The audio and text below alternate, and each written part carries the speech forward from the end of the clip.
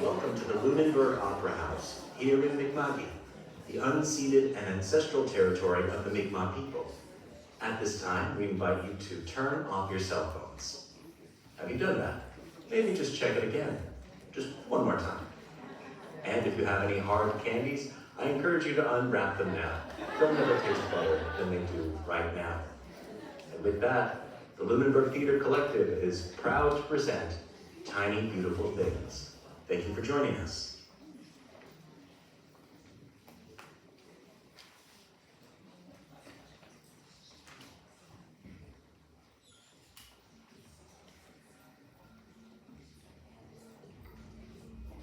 I can see clearly now, the rain is gone. I can see all obstacles in my way. Gonna fly, hang down. It's gonna be a bright, bright, bright, bright sunshine day.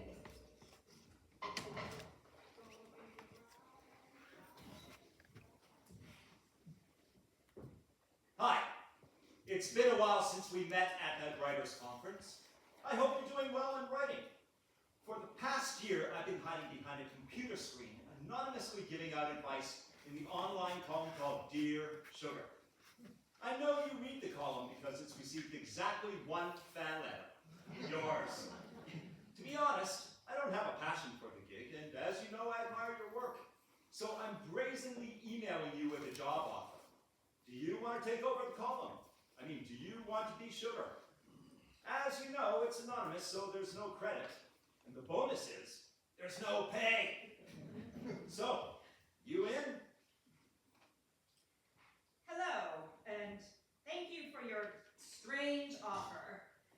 I'm trying to finish a book. My husband is an artist. We have 2 kids and 10 mountains of debt. I can't take on... Yeah, I'm in. That's great. I'll forward you the letters.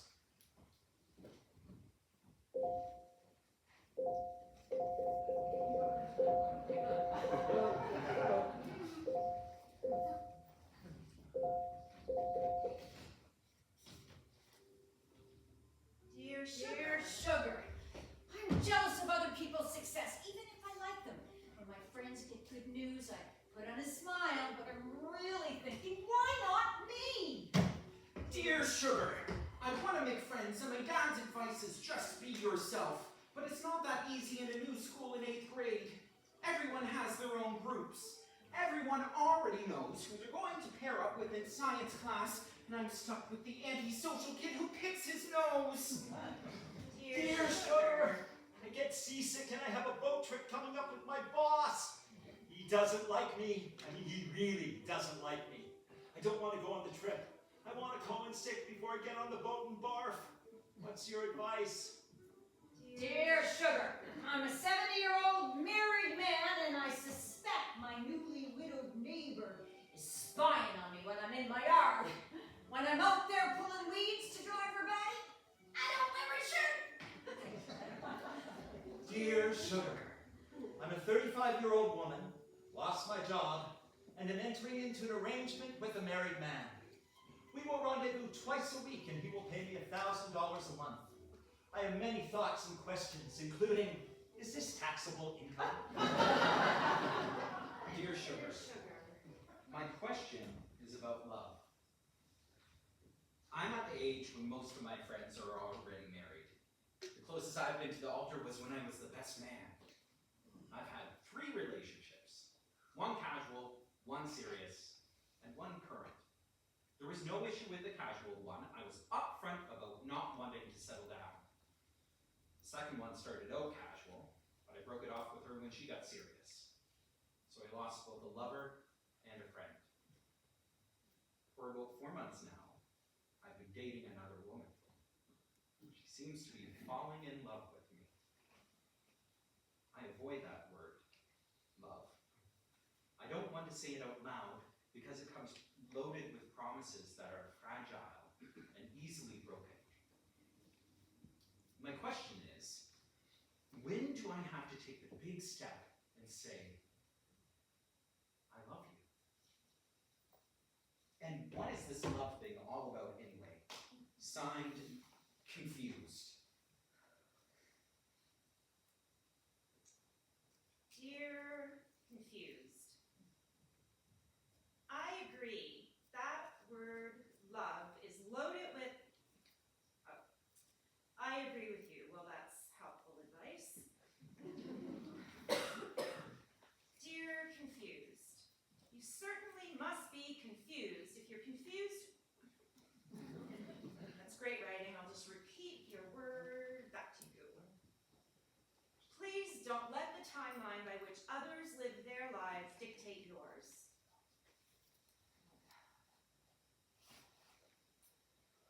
Dear Confused, the last word my mother ever said to me was love. She was 45 and so sick and weak that she couldn't muster the I or the U, but it didn't matter because that one puny word has the power to stand on its own. I was 22, and I wasn't with my mother when she died. No one was. She died alone in a hospital room. And for many years, I felt like my insides were frozen solid because of that fact. I ran it over and over in my mind, the choices I'd made that had kept me from being beside my mother in her final hours. But thinking about it didn't do a thing. Thinking about it was a long dive into a bucket of shit that didn't have a bottom. I would never be with my mother when she died. She would never be alive again. The last thing that happened between us would always be the last thing. There would be the way I got my coat and said, I love you. And there would be the way she was silent until I was almost out the door and she called, love. And there would be the way she was still lying in that bed when I returned the next morning. My mother's final word clanks inside me like an iron bell that someone rings at dinner time.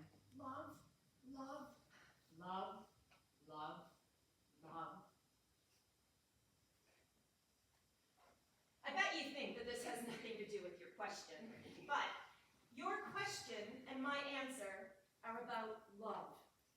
Love is the feeling we have for people we care about and hold in high regard. It can be light as the hug we give a friend, or heavy as the sacrifices we make for our children. It can be fleeting or everlasting, conditional or unconditional, stoked by sex, sullied by abuse, nourished by humor. The point is, you get to decide. You get to define the, oh wow, I didn't mean to fall in love, but I sort of did type of love that you appear to have for this woman.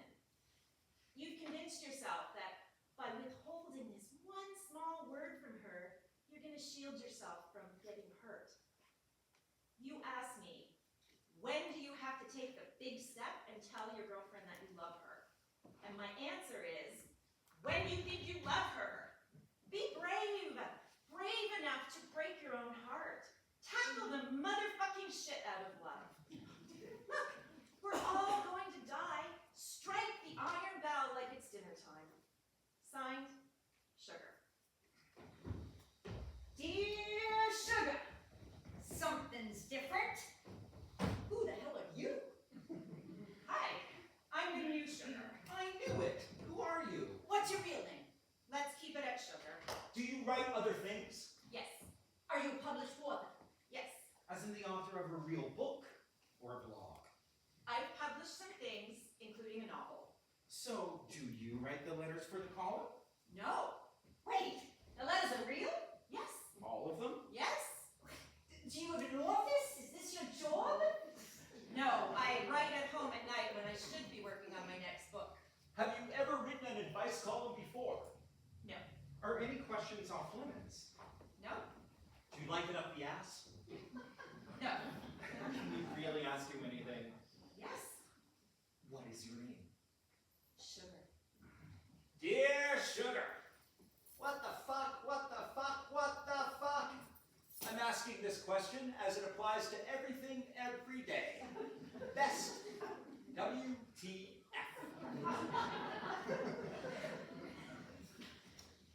Dear Sugar, I got pregnant, and me and my boyfriend, we were excited to become parents.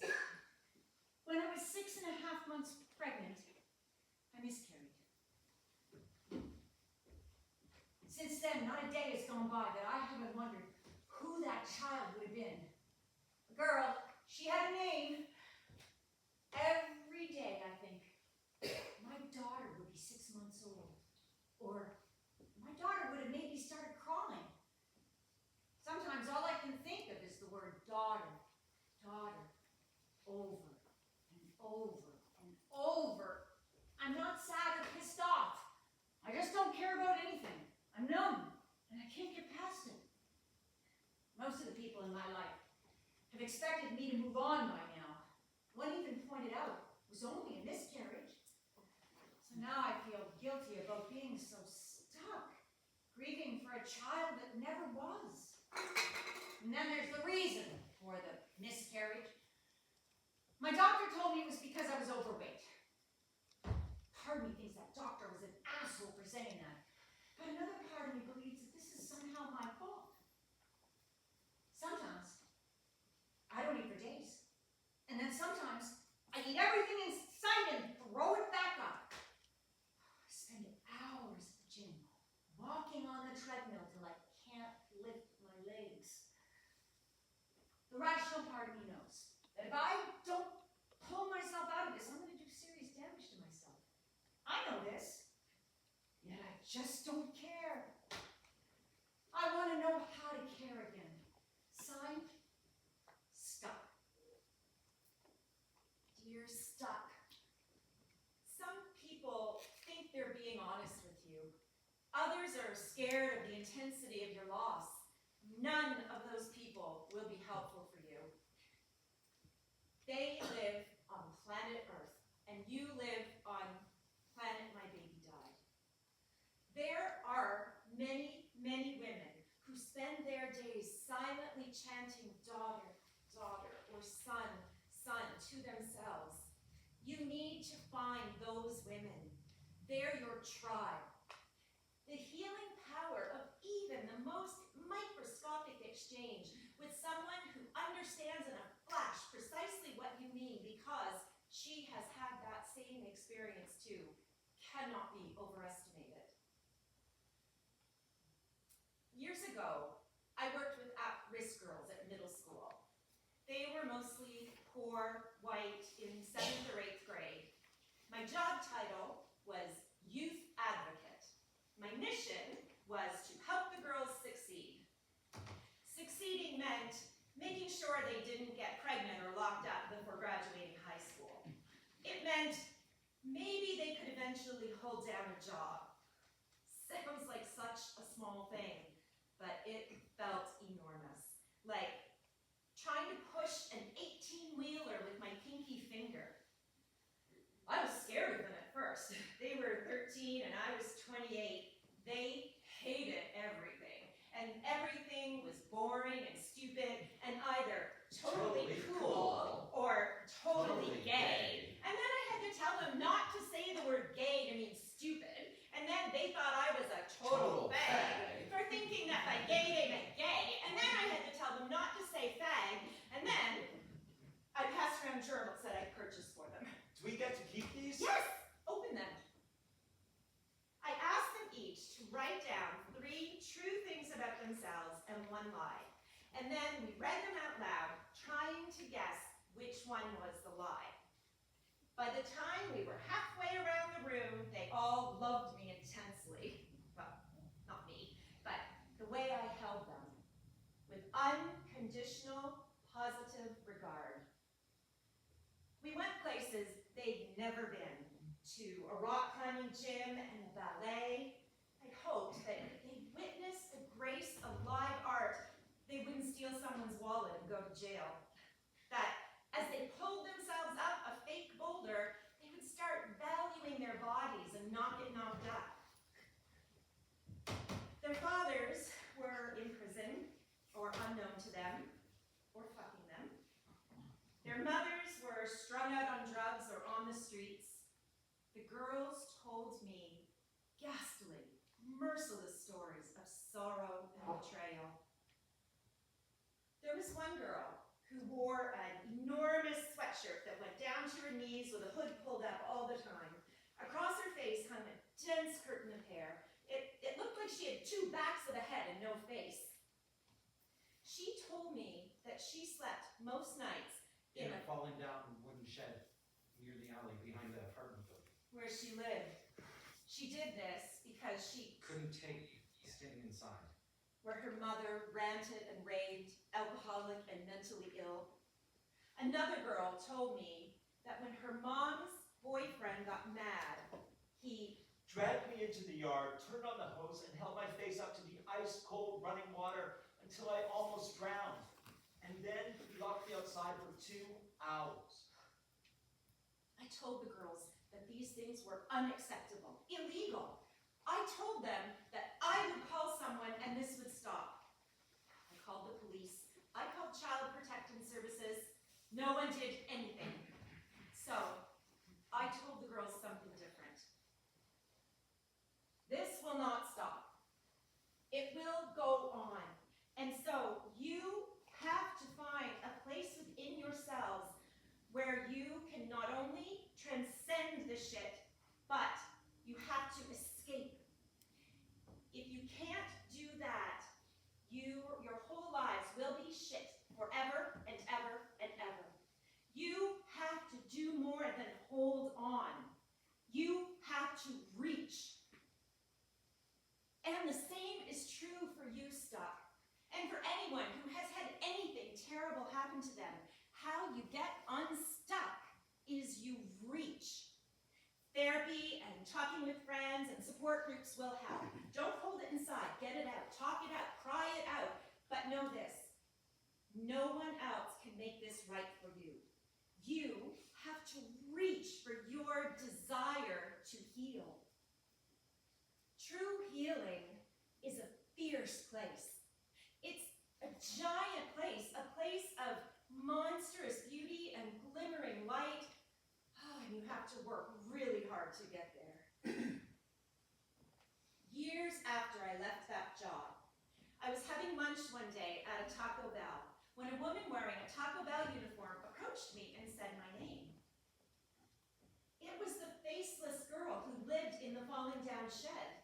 Her hair was pulled back into a ponytail now. She was grown up. Hey, Is that you? I made it, didn't I? You did. You absolutely did. Signed, Sugar. Dear Sugar, I'm middle-aged, married, and crushing on a friend. It's full-blown, just like in high school. Sweaty palms, distracted, giddy, the whole shebang. If we'd met at a different time, we'd probably be together. We spend hours talking. We're never bored. We can't stop smiling around each other. We really like each other. So far, it's gone no further than flirting. We've never kissed. We've never crossed the physical boundary, but we really like each other. My question isn't, what should I do? I'm pretty clear. I should behave, and I want to behave. I really want to. But what should I do? Signed, Crush. Dear Crushed. That's basically every middle-aged married person. X is married to Y, but wants to fuck Z. Because Z is new. And Z's never gonna bitch at you for forgetting to take the trash out. Z doesn't even care if you're late because Z doesn't wear a watch. Z is like a motorcycle with no one on it. Dazzling, going nowhere. Signed, Sugar. Dear Sugar. Thought of me. Staying in my marriage leaves me feeling panicky and claustrophobic. My wife and I, we've some things in common, but I don't think that's enough. I find myself fantasizing about dating other people. I feel I'm going to get more bored as time goes on. I'm also afraid that there is no one better out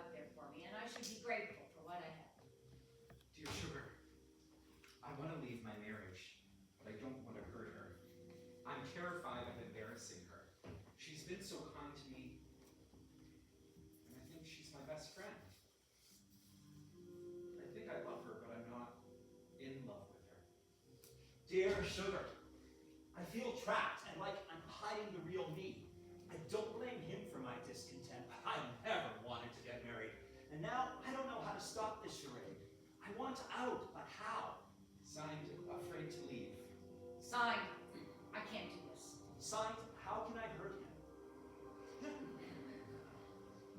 Dear all of us who want to please, there was nothing wrong with my first husband. He wasn't perfect, but he was close. I met him a month after I turned 19, and I married him on a rash and romantic impulse a month before I turned 20. But there was, in me, an awful thing. From almost the very beginning, a small, clear voice that would not stop, no matter what I did, would not stop saying, go. Go, even though you love him. Go, even though he's kind and faithful and dear to you. Go, even though he's your best friend and you're his. Go, even though your friends will be disappointed or confused or pissed off or all three. Go, even though you once said you would stay. Go, even though you're afraid of being alone.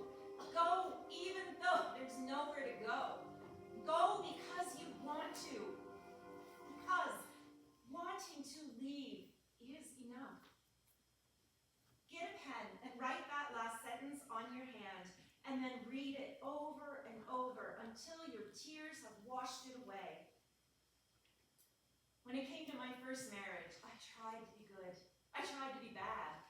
I was sad and scared and self-sacrificing and ultimately self-destructive. I finally cheated on my former husband because I didn't have the guts to tell him I wanted out. I loved him too much to make a clean break of it, so I botched the job and made it dirty instead. But although divorcing him was the most excruciating decision of my life, I wasn't the only one whose life was better for it. He deserved the love of a woman who didn't have the word go whispering in her ear like a deranged ghost. We all know when we need to, want to, must go. I only ask, will you do it later, or will you do it now? Signed, Sugar. Dear Sugar, we still don't know who the hell you are, and seriously, who the hell do you think you are? This week you're telling people to leave their marriages? Last week it was the opposite. You said don't have an affair. You said don't be ex-fucking-zaddy. You turned into a motorcycle. What are you trying to make us do? Signed? Not buying. Dear, not buying it. My goal isn't to make anyone do anything. I am offering advice based on my experiences. Oh, wow! Did you just make this about you? Are you a therapist? No, Are you in therapy? no. Are you even qualified for this gig? Dear Sugar, your advice is all over the place. How can you suggest in one column that we stick to convention, and then the very next one say, you gotta be bold, make up your mind? Whatever. Why am I trying to figure out who you are? Do you even know who you are? Make a choice, pick a lane. Signed, still not buying it. Dear, still not buying it. One day years ago, I was sitting in a cafe with the man who is now my husband. We'd only been lovers a month, but we were already in deep, thick in the thrall of the you tell me everything and I'll tell you everything because I love you so madly stage. On this day, I was telling him about my divorce, and then about my months of heroin use, which led to the tale of how I'd become pregnant by a heroin addict and had felt so angry about having an abortion that I had intentionally sliced a line in my arm with a knife. He stopped me. He said, Don't get me wrong. I want to hear everything about your life, but I want you to know you don't have to tell me this to get me to love you. You don't have to be broken for me. I remember that moment precisely. It was not a good feeling. I had never realized that I thought to get a man to love me, I had to appear broken for him. But when he said it, I recognized it. Here was this man, this good, kind, compassionate man, finally calling me out. You don't have to be broken for me.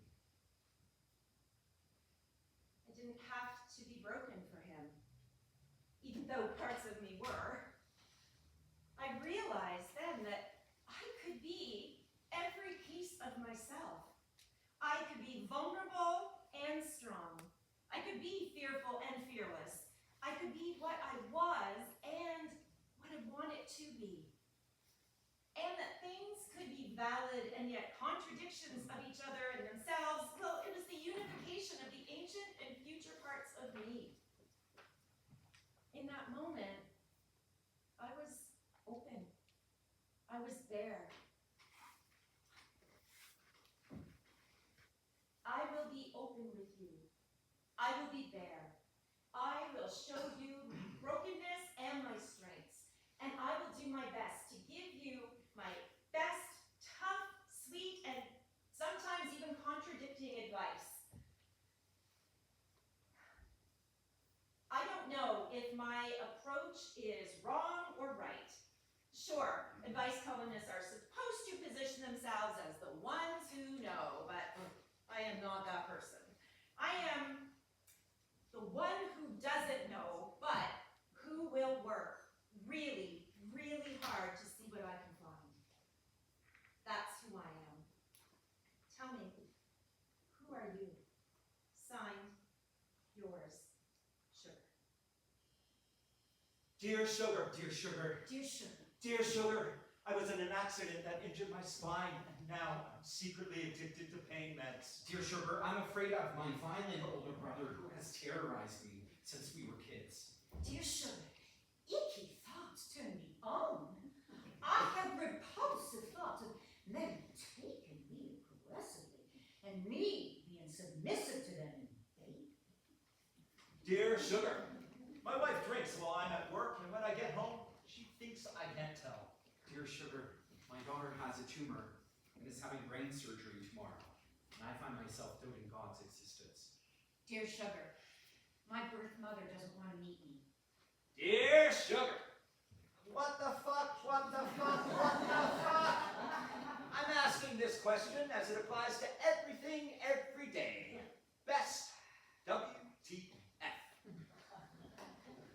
Dear Sugar, I'm 34 years old, and I'm transgender.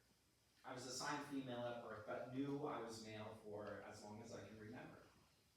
I had the usual painful childhood and adolescence growing up in a smallish town because I was different. Picked on by other kids, misunderstood by my family.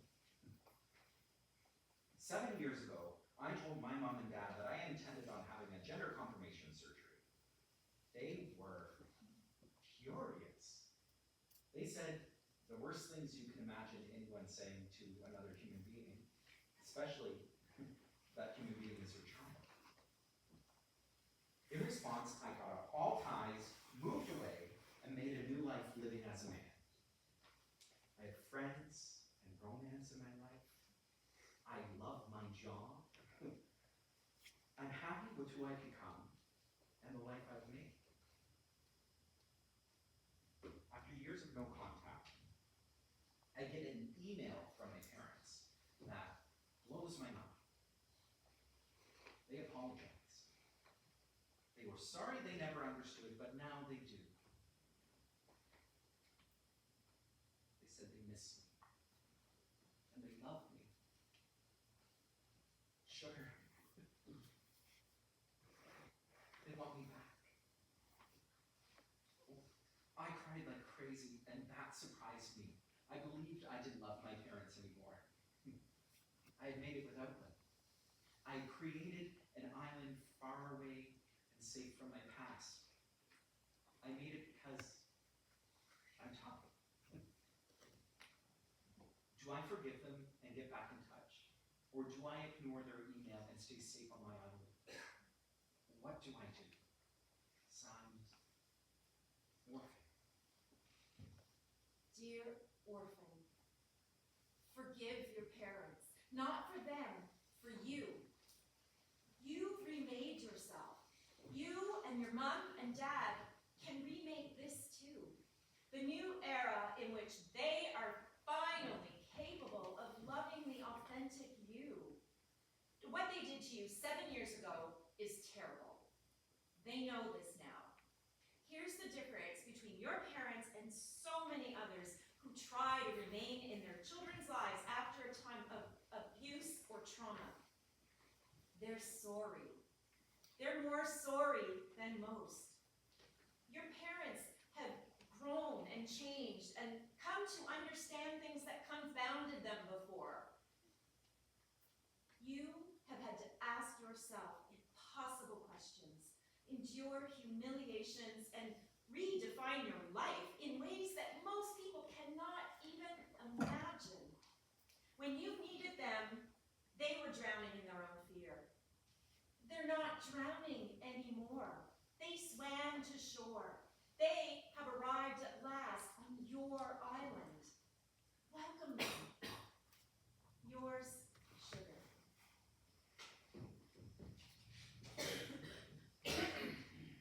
Dear Sugar, 4 years ago, I was raped. Anger and panic became a big part of my life and almost dragged me under. Took a long time, but I finally pulled myself up and onward. I feel like it's behind me now and I'm over it. Well, I've been dating a great guy for about 1.5 years. We have a healthy and positive relationship. Do I tell him about my sexual assault? Do I need to? We've been through some stuff together, but I don't know if he's capable of hearing about this. I worry it might freak him out and affect our relationship. I need your advice. Signed, Whitehall. Dear Whitehall, I asked my friend, a talented painter, how she recovered from being sexually assaulted, how she resumed having healthy sexual relationships with men, how she continued to go on and become a talented painter and live a full life. And she told me that we get to decide who we allow to influence us. She said, I could allow myself to be influenced by a man who screwed me against my will, or I could allow myself to be influenced by Van Gogh. I chose Van Gogh. You chose Van Gogh too. I salute you for getting through your experience to this side of it. But you have a secret within you. Keeping this trauma from your boyfriend doesn't let him know what a warrior you are. We have to let the people who love us see what made us. Tell your boyfriend about your assault. Tell him what happened, how you suffered, how you got through it, how you feel about it now. Tell him. Otherwise, it creates the burden of a secret that you are too wonderful to carry. Yours, Sugar. Dear Sugar, one of the general mysteries of life is that I don't know what something will turn out to be until I've lived through it. Can you give us an example of something you thought was one thing, and then became another? Signed, Curious. Dear Curious. The summer I was 18. I was driving down a country road with my mother when we came upon a yard sale. There was nothing much of interest at the sale, but just the moment before I was about to suggest we leave, something caught my eye. A red velvet dress trimmed with white lace fit for a toddler. I was pretty sure in that moment that I would never be a mother myself. Children were fine, but ultimately annoying. I wanted more out of life. Yet, ridiculously, inexplicably, I wanted that dress. Something about it called powerfully to me. My mother picked it up. You want this dress for someday? I'm not even gonna have kids. You can put it in a box. Then you'll have it, no matter what you decide. I don't have $1. I do.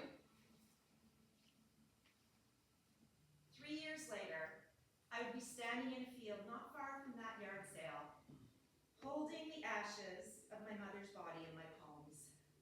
My mother was gone. The red dress was still with me, packed away in a cedar box that had belonged to her. I had dragged it with me all along the scorching trail of my 20s and into my 30s when I had 2 children, a son and then a daughter. The red dress was a secret known only to me, buried for years among my mother's best things. When I unearthed it and held it again, it felt like being slapped and kissed at the same time, like the volume was being turned way up, but also way down. The 2 things that were true about its existence had an opposite effect, and yet were the same single fact. My mother bought a dress for the granddaughter she would never know. My mother bought a dress for the granddaughter she would never know.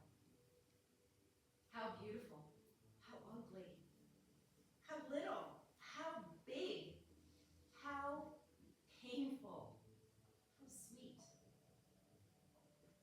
It's seldom that we can draw a direct line between this and that. My desire for that dress was made meaningful only by my mother's death and my daughter's birth. The dress was the physical evidence of my loss, but also of the way my mother's love carried me forth beyond her, her life extending years into mine in ways that I could never have imagined in the moment that red dress caught my eye. And seeing my daughter on the second Christmas of her life, wearing the dress that the grandmother she would never know bought for her, returned something to me that I thought was lost forever. We cannot know what will manifest in our lives. We live and have experiences, and we leave people we love, or we get left by them. People we thought would be with us forever aren't. And people we didn't know would come into our lives do. Our work here is to keep faith with that, to put it in a box and wait, to trust that one day we will know what it means, so that when the ordinary miraculous reveals itself to us, we will be there, standing before the baby girl in the pretty dress, grateful for the smallest things. Yours, Sugar. Dear Sugar! Dear Sugar! Dear Sugar! Dear Sugar! Dear Sugar! Dear Sugar! Dear Sugar, if it's true that drug addicts stop maturing at the time they started using, well, the same thing happens at weddings. Dear Sugar, I am worried that I will die alone. Dear Sugar, when it comes to holding down a job, I'm the worst. Dear Sugar, I think I'm attracted to my teacher. Dear Sugar, are you there? Dear Sugar, where are you? Dear Sugar, why aren't you answering me? Dear Sugar, my roommate is selfish. Are you ever gonna answer me? Dear Sugar, kind of crazy, but my girlfriend is seriously turned on by Santa Claus. The old dude, big belly, white beard. Power to find out if you're naughty or nice. The whole thing just gets her going. It's our first Christmas together. She told me about the fantasy when Santa started to pop up everywhere. She gets especially turned on when she sees an actual Santa, which gets her to thinking about sitting in his lap and what would happen next. Get the picture?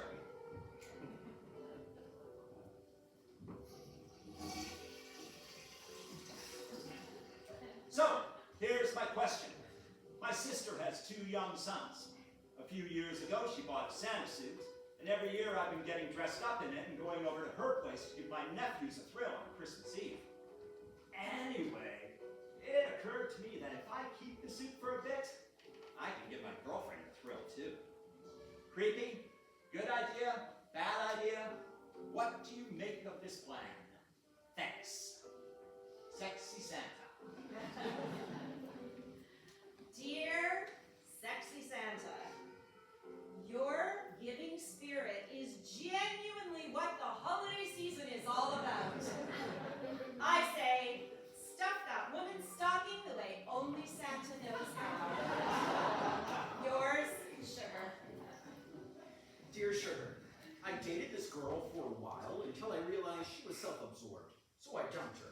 she became another one of my crazy exes. Then she had a fight with her best friend. They stopped being friends. That ex-best friend of my ex called me to hang out. I ended up banging her. A few days later, she tells me she's engaged. She wears this weird, short-haired wig while she breaks up with me. The thing is, I connected better with her in those 3 days that we hung out than I did with my ex in months. Please, tell me, what should I do? What woman should I be with?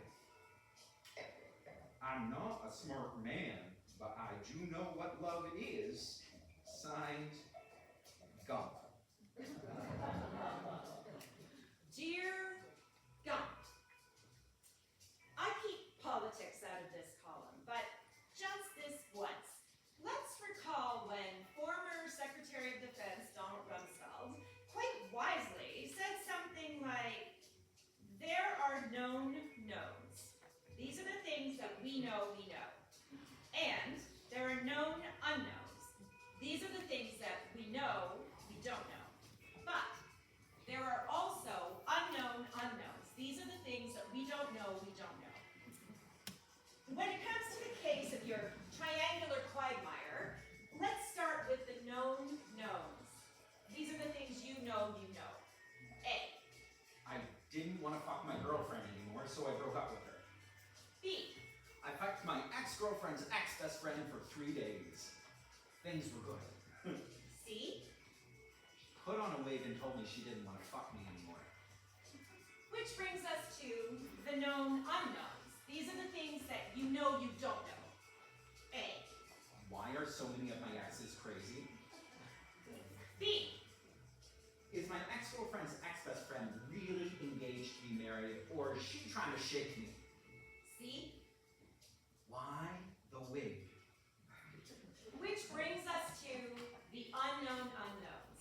These are the things that you don't know you don't know. A. You don't have a future with either of these women. B. Neither is even thinking about you. C. And yet, you are loved. You wrote to me with your scared, searching, knuckle-headed heart on full display. It takes a lot to be that brave, and you are. So I love you. And the only advice that I have for you is go find a new girlfriend. Yours, Sugar. Dear Sugar, my sister has been in hospice care for 6.5 months.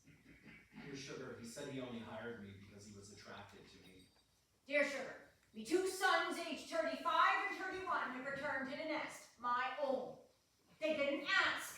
Dear Sugar, I was born with a rare blood disorder that has left me with physical deformities.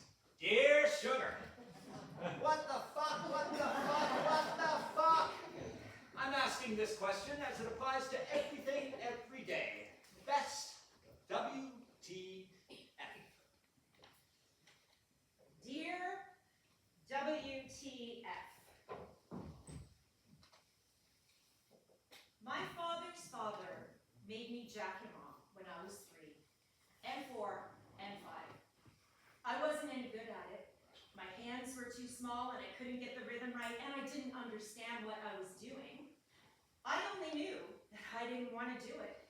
Knew that it made me feel miserable and anxious in a way that was so particularly sickening that I can feel that same particular sickness rising at this very minute in my throat.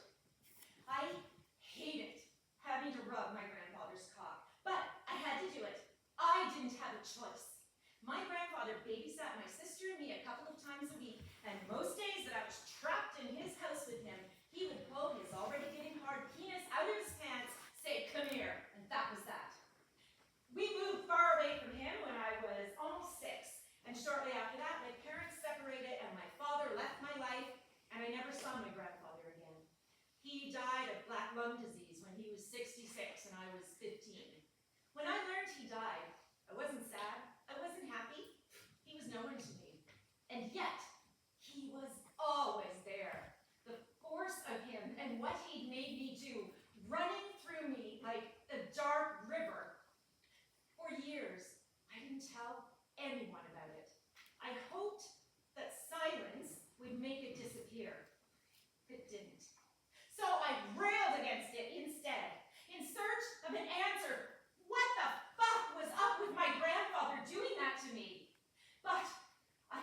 never shake it. That particular fuck would not be shook. Asking what the fuck only brought it around and around it went. The memory of my grandfather's cock in my hands, so vivid, so palpable, so very much a part of me. It came to me during sex, and not during sex. It came to me in flashes, and it came to me in dreams. It came to me one day when I found a baby bird that had fallen from its nest. I'd always heard that you're not supposed to pick up baby birds, that once you touch them, their mama won't come back and get them. But it didn't matter if that was true or not. This bird was a goner. Its neck was broken. And I knew there was only one humane thing to do. I put the baby bird into a paper bag and I smothered it with my hands.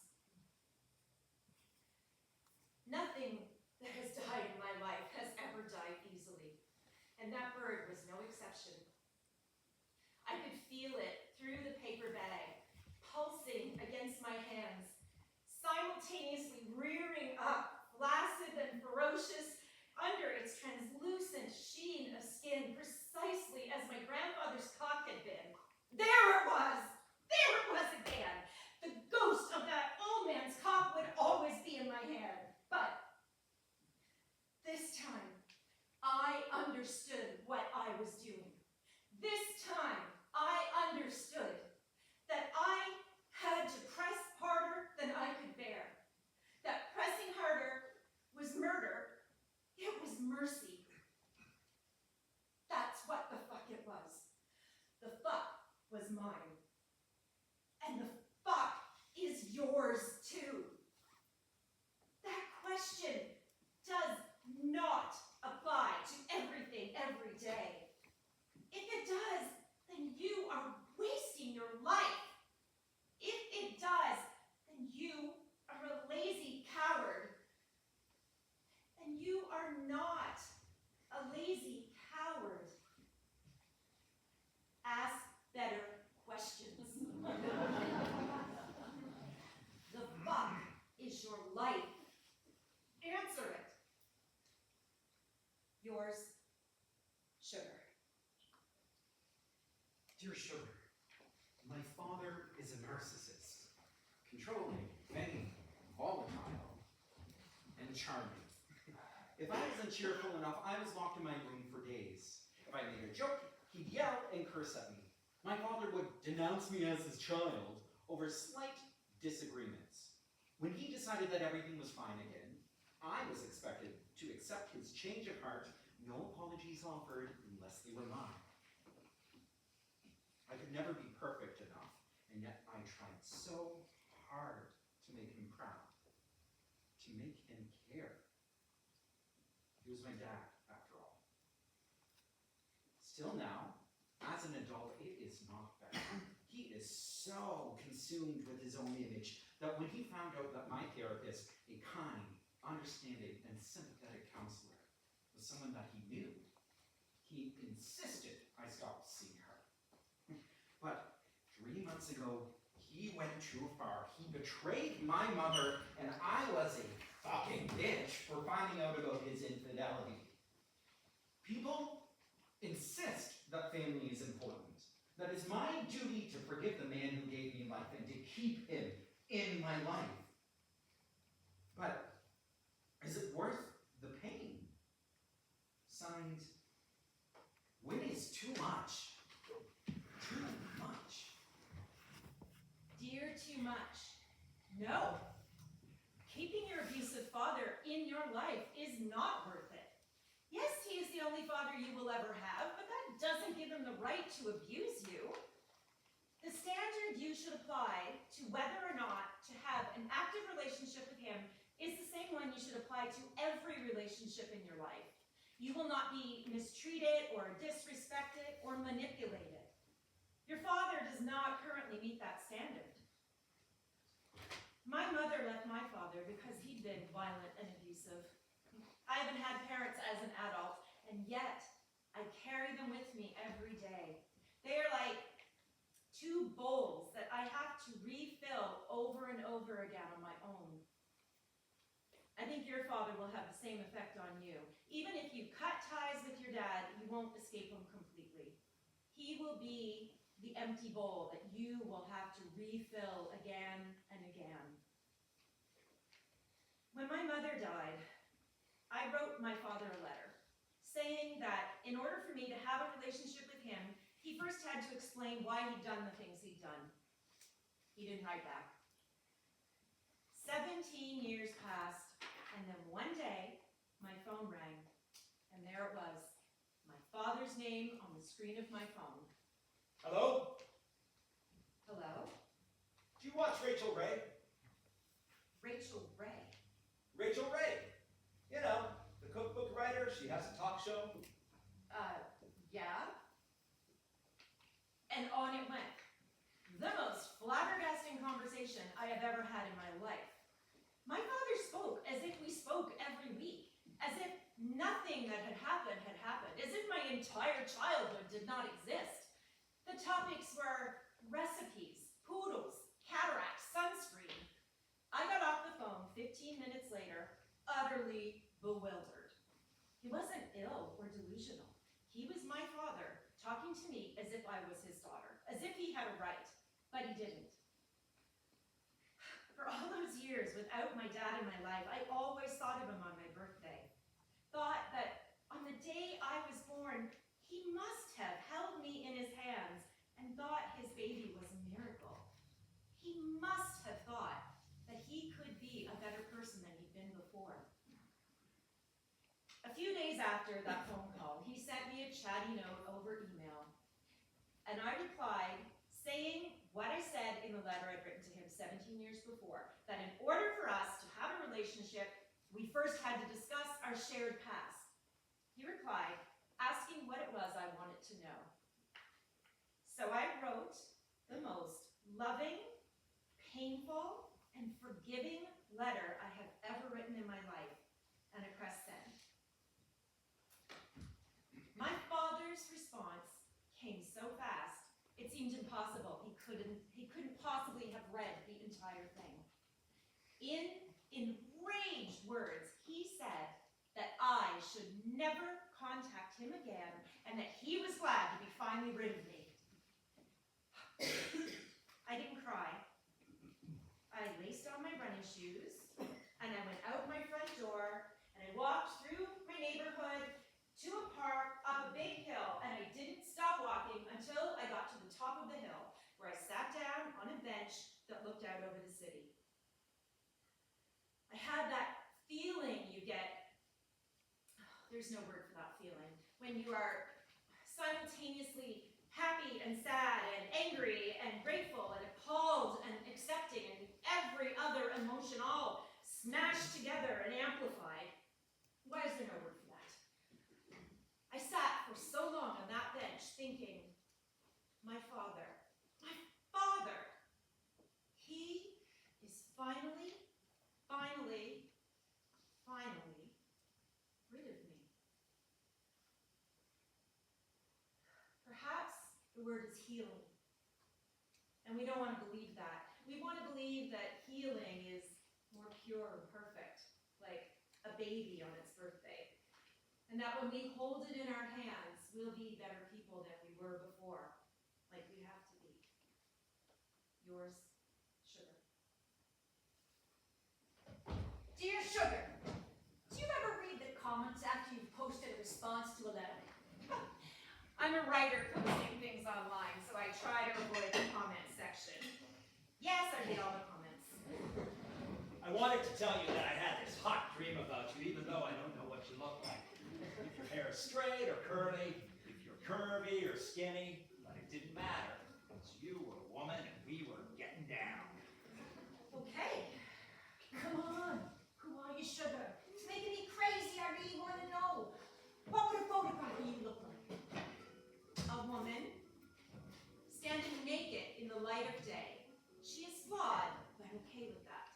Her hands cover her face. You see everything but one thing. Why can't we see that one thing? Why can't we see your face and know who you are? You know who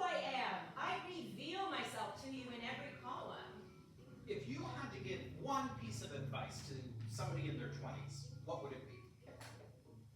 Be about 10 times more generous than you believe yourself capable of being. Why? Because in your 20s, you're becoming who you're going to be, so you might as well not become an asshole. What's something weird that happened to you? Something weird. One time, I was hiking up a mountain with a little snow in some places on a trail in New Mexico. There hadn't been anyone around for hours when I came upon two people, a man and a woman, who had just met each other. So we were three strangers who just met on a mountain. Well, we got to talking, and we found out that we all shared the same birthday. Not only that, we were born on 3 consecutive years. As we were talking, 3 feathers blew up to us on the snow. We picked them up. That was weird. What are some of the dumb things that you've done? Heroin, meth, the withdrawal method, a blowjob by a lake, an idiot punk at a Beastie Boys concert. What's a piece of advice you've given that's taken you some time to learn? If the word forgiveness is written on one side of a coin, on the other side of that coin is the word no. No is golden. No is how emotionally evolved people live their lives. It's a way to set boundaries. It's how to decide what to share. Will you tell us your name? No. Will you ever tell us your name? Yes. It doesn't matter to me who you are. Where did you get that big heart of yours? From my mother. From my father. From a crack in the sidewalk where a flower grew. From a blowjob by a lake. From the lake. From saying yes to strange offers. From all of you.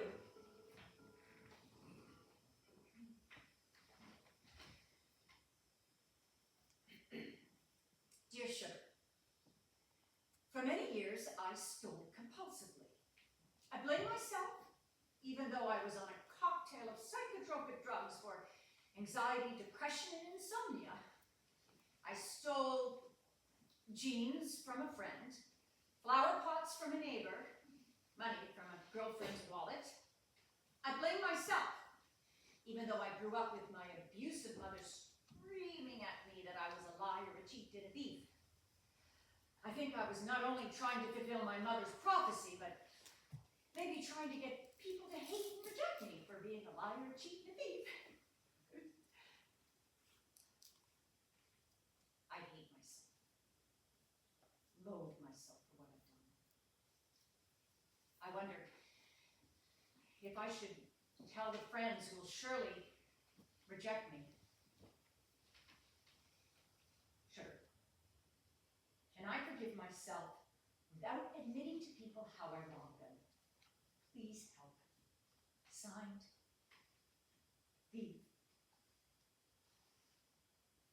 Dear Thief. One sunny afternoon, several years ago, I saw that I was down to my last 20 cents. So I put nearly everything I owned out onto the lawn. My thrift store dresses, my knickknacks, my dishes. Customers came and went throughout the day, but my primary companions was a group of 11-year-old boys who flitted about inquiring how much this and that cost, even though they didn't have any money to purchase. Late in the day, they told me that one of the boys had stolen something from me. An empty, retro leather camera case that I'd once used as a purse. It was a small thing, a barely worth bothering about item, but I asked the accused boy if he'd taken it. No. The next day, he returned, wearing a big gray sweatshirt.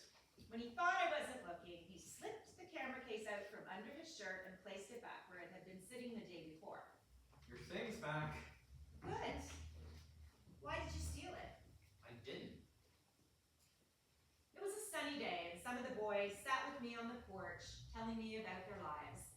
The boy who had stolen my camera case showed me his bicep and told me in a tone more belligerent than the others that the chains he wore around his neck were real gold. Why did you steal my camera case? I didn't. I just took it with me when I went home to get money. two of us.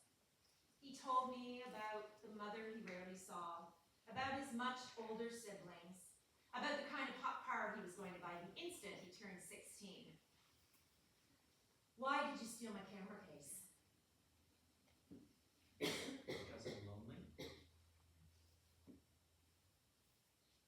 There have only been a few times that anyone has been as nakedly honest and self-aware as that boy was in that moment with me. When he said what he said, I almost fell off the step. Perhaps because when he told me about himself, he told me about myself.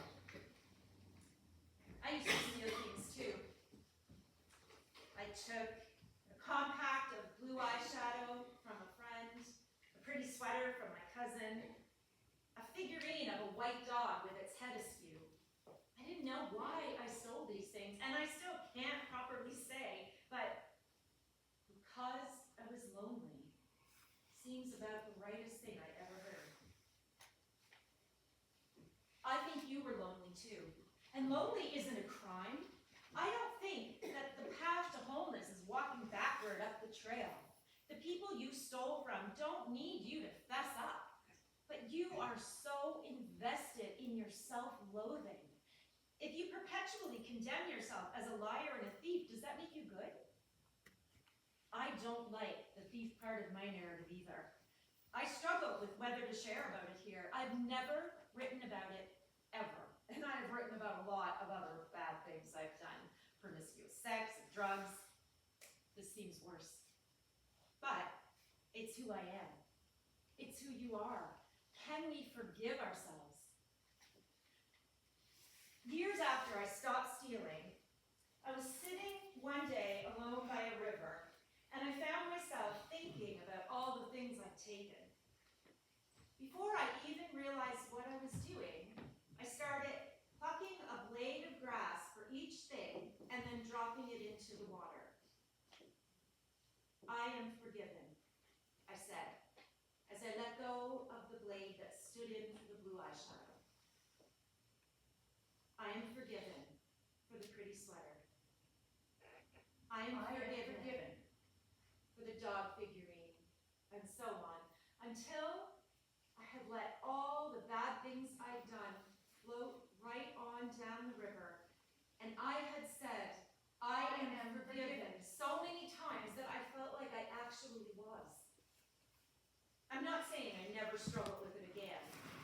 You have to say, I am forgiven over and over until it's a story that you believe about yourself. We all have the capacity to do that. I hope you will. I don't know whatever came of that lonely boy at my yard sale. I hope he made right whatever was wrong inside of him. When I was packing up at the end of the day, I saw that the camera case he'd stolen from me was still there. I held it out to him. You want this? Yes, please. Yours, Sugar. Dear Sugar, one. It's taken me many weeks to compose this letter, and even still I can't do it right. The only way I can get it out is to make a list instead of write a letter. To you, I don't have a definite question for you. I'm a sad, angry man whose son died. I want him back. That's all I ask for. It's not a question. 3. Nearly 4 years ago, a drunk driver drove through a red light and hit my son at full speed. The dear boy I loved more than life itself was dead before the paramedics even got to him. He was 22, my only child. 4. I'm a father while not being a father. Most days it feels like my grief is going to kill me, or maybe it already has. I'm a living dead dad. 5. Your column has helped me go on. I have faith in my version of God, and I pray every day. And the way I feel when I'm in my deepest prayer is the way I feel when I read your words. 6. I see a psychologist regularly, and I'm not clinically depressed or on medication. 7. Suicide has occurred to me, but I can't do it because it would be a betrayal of my values and also of the values I instilled in my son. 8. I have good friends and family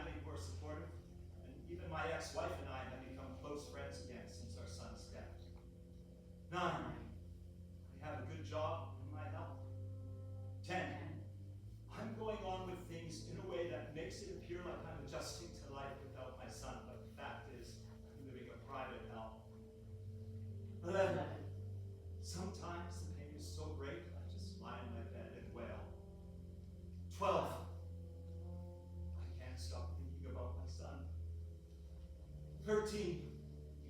I can't stop thinking about what my son would be doing if he were still alive, and also the things I did with him when he was young. 14. I hate the man who killed my son. For his crime, he was incarcerated 18 months, then released. He wrote me a letter of apology, and I barely scanned it. I ripped it up and threw it in the garbage. 15. I fear you will choose not to answer my letter because you have lost a child. 16. I fear if you choose to answer my letter, people will make critical comments about you, saying you don't have the right to speak to this matter because you haven't lost a child. 17. I pray you will never lose a child. 18. I will understand if you choose not to answer my letter. Most people, kind as they are, don't know what to say to me, so why should you? 19. I'm writing to you because the way you've written about your grief over your mother dying so young has been meaningful to me. 20. What can you say to me? 21. How do I go on? 22. How do I become human again? Signed, Living Dead Dad. Dear Living Dead Dad. 1. I don't know how you continue to go on living without your son. I only know that you do, and you have, and you will. 2. Your shattering letter is proof of that. 3. You don't need me to tell you how to be human again. You are there, shining unimpeachably in all your humanity for anyone reading these words right now. 4. I'm so sorry for your loss. I'm so sorry for your loss. I'm so sorry for your loss. 5. You could stitch together a quilt with all the times that has been or will be said to you. You could make a river of consolation words, but it won't bring your son back. It won't stop that man from getting into his car and careening through that red light at the precise moment your son is in his path. 6. You will never stop that man from getting into his car. 7. When you peel back the rage, and you peel back the thoughts of suicide, and you peel back the man in the car, at the center, there is your pure father love that is greater than anything. 8. No one can touch that love, or alter it, or take it away from you. It will be with you until the day you die. 9. Small things have helped me. How much I love my mother still, even after all these years. How powerfully I carry her within me. My grief is tremendous, but my love is bigger. So is yours. You don't grieve your son's death because his death was ugly and unfair. You grieve it because you loved him truly. The beauty of that is greater than the bitterness of his death. 10. I keep imagining you lying in your bed and wailing. I keep thinking that, hard as it is, it's time for you to go silent and to lift your head from the bed and listen to what is there in the wake of your wail. 11. It's your life, the one that you must build now in the obliterated place that is your world, where everything you once were is simultaneously erased and omnipresent, where you are forevermore a living dead dad. 12. A literal translation of obliterate is against the letters. You couldn't bear to write me a letter, so you made me a list instead. 13. The obliterated place is equal parts destruction and creation. It is pitch dark and it is bright light. It is parched earth and it is water. It is mud and it is manna. And the work of deep home there. 14. More will be revealed. Your son has not yet taught you all he has to teach you. He taught you to love like you've never loved before, and he taught you to suffer like you've never suffered before. Perhaps the next thing he has to teach you is acceptance. And the thing after that, forgiveness. 15. Forgiveness bellows from the bottom of the canoe. There are stories there. If you're strong enough to travel there, one of them might cure you. 16. We say, I can't go on, instead of, I hope I don't have to. You have the power to withstand this sorrow. We all do. 17. You go on by doing the best you can. You go on by being generous. You go on by helping others who can't go on. You go on by allowing the unbearable days to pass and allowing the pleasure in other days. You go on by finding one channel for your rage and another for your love. 18. When my son was 6 years old, he said, people die at all ages. He said it without fear or anguish. It's been healing for me in a very simple way to accept that my mother's life was 45 years long and there was nothing beyond that. 19. When you say you experience my writing as sacred, what you're touching is the place in me that is my mother. Sugar is the temple that I built in my obliterated place. I give it all back, but the fact is my grief has taught me things. It required me to suffer. It compelled me to reach. 20. Your grief has taught you too, living dead dad. Your son was your greatest gift in his life, and he is your greatest gift in his death. Receive that. Let your dead boy be your greatest, most profound revelation. 21. Think, my son's life was 22 years long. Breathe in. 22. Think, my son's life was 22 years long. Breathe out. 23. There is no 23. 24. Create something of him. Make it beautiful. Yours, Sugar.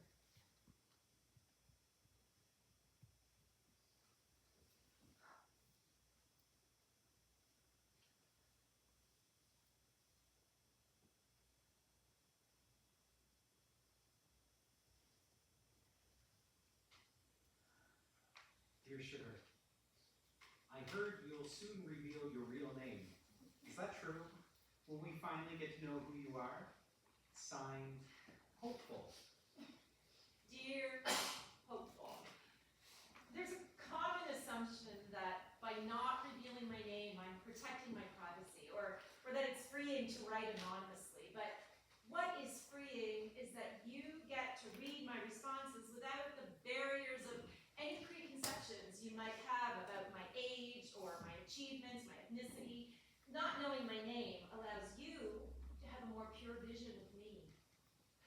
When I took on Sugar, I wrote the only way I know, and that is with utter sincerity and open arms. What has surprised me is how much more you have all given back to me. You gave me love. Love, love, love, love. So much love. You have poured your stories into me, and I've poured mine back into you. We have created something together. We are all Sugar. I know you, and you know me. I've revealed the most intimate details of my life in this column, so keeping my name a secret is no longer important. My name is Cheryl Straight. Yes, I am Sugar, but so are all of you. Yours, dying to ask you something. My question is simple. It's something I wonder about. What advice would you give to your younger self? Love you. Dear younger me, stop worrying about whether or not you're fat. You're not fat. Well, actually, you're a little bit fat, but who gives a shit? Feed yourself. The people who love you will love you more for it. The adults who you thought were old and stupidly saddled with kids and cars and houses were every bit as hip and pompous as you. In the middle of the night, in the middle of your 20s, when a friend crawls naked into your bed, straddles you and says, "You should run away from me before I devour you." Believe her. Don't lament so much about how your career is going to turn out. You don't have a career, you have a life. Keep the faith, do the work. The useless days will add up to something. The shitty wages and jobs. The writing in your journal, the long meandering walks, the hours reading poetry and novels and dead people's diaries and wondering about sex and God and whether to shave under your arms or not. These things are your becoming. When the sweet but fucked up gay couple invite you to their house to do ecstasy, say no. You cannot convince people to love. This is an absolute rule. Real love moves freely in both directions. Don't waste your time on anything else. Most things will be okay eventually, but not everything will be. Sometimes you'll put up a good fight and lose. Sometimes you'll hold on hard and realize there is no choice but to let go. Acceptance is a small, quiet room. The night you meet a man in the doorway of a Mexican restaurant who later kisses you while explaining that the kiss doesn't mean anything because as much as he likes you, he's not interested in a relationship right now, just laugh and kiss him back. Your daughter will have his sense of humor. Your son will have his eyes. There are some things you can't understand yet. Your life will be a great and continuous unfolding. You will come to know the things that can only be known with the wisdom of age and the grace of years. Most of those things will have to do with forgiveness. On Christmas, at the very beginning of your 20s, when your mother gives you a warm coat that she saved for months to buy, don't look at her skeptically when she says she thought the coat was perfect for you. Don't hold it up and say it's longer than you like your coats to be, and too puffy, and possibly even too warm. Your mother will be dead by spring. That coat will be the last gift she gave you. For the rest of your life, you'll regret the small thing you didn't say. Say thank you. During the era in which you have gotten yourself ridiculously tangled up with heroin, you'll be riding the bus one hot afternoon, thinking about what a piece of crap you are. When a little girl will get on the bus holding the string of 2 purple balloons. She'll offer you one of the balloons, but you won't take it because you no longer believe that you have the right to such tiny, beautiful things. You're wrong. You do. Yours, Sugar.